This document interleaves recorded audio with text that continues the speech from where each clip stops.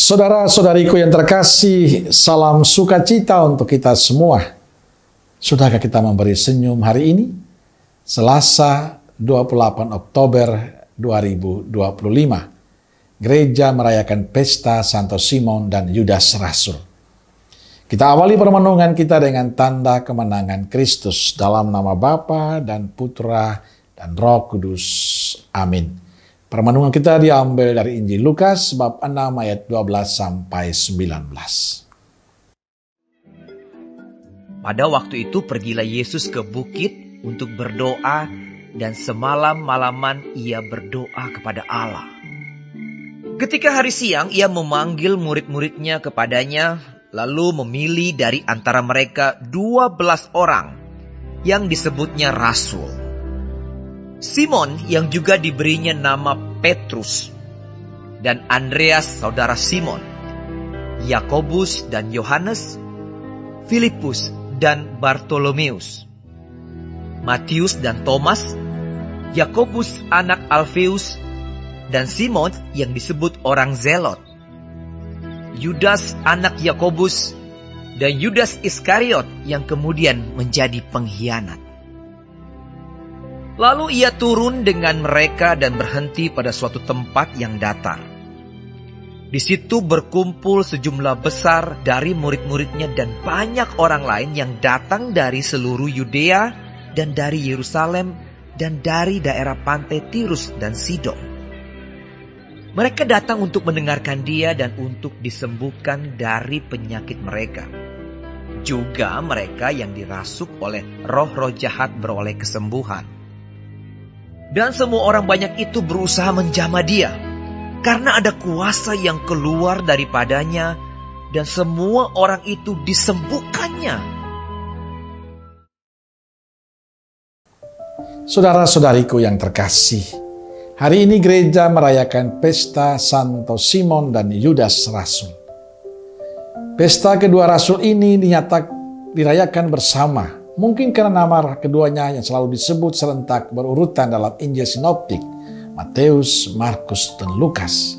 Dan keduanya sama-sama mengalami nasib sebagai martir Persia, sekarang Iran. Pada pesta kedua rasul Yesus ini, Injil bicara tentang Yesus mendaki sebuah bukit untuk berdoa. Bahkan semalam-malaman ia berdoa. Setelah itu ia memanggil murid-muridnya lalu memilih dari antara mereka 12 orang yang disebutnya rasul. Termasuk yang kita pestakan hari ini. Injil menunjukkan pada kita pentingnya doa sebelum kita melakukan kegiatan kita. Dan inilah yang dilakukan Yesus. Yesus selalu mengawali kegiatannya dengan berdoa. Ia berkomunikasi, berdiskusi dengan Bapanya. Ia mempersembahkan apa yang ia lakukan dan ia rencanakan kepada Bapanya. Inilah contoh yang ditunjukkan Yesus untuk kita, para muridnya. Saudara-saudariku terkasih, para rasul yang kita rayakan pestanya hari ini, Santo Simon dan Yudas adalah pilihan Yesus yang diawali dengan doa. Dan pilihan itu benar. Kita tahu Simon dan Yudas menjadi murid yang luar biasa, memberikan hidupnya untuk Tuhan. Cara Yesus dalam mengambil keputusan dengan berdoa terlebih dahulu hendaknya menjadi contoh, inspirasi bagi kita.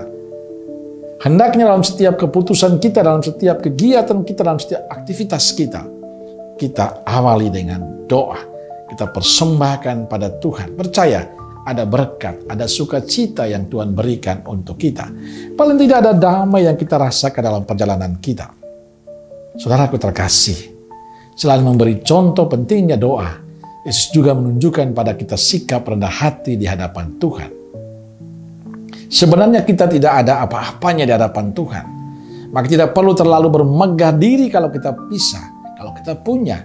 Tidak perlu terlalu angkuh dan merasa diri segalanya. Tapi jadilah pribadi yang rendah hati dan bersandar pada penyelenggaraan Tuhan. Berdoalah selalu, berserah dirilah selalu. Itulah cara kita untuk memberikan kekuatan bagi diri kita, tapi juga kita mendapatkan berkat yang luar biasa dari Tuhan.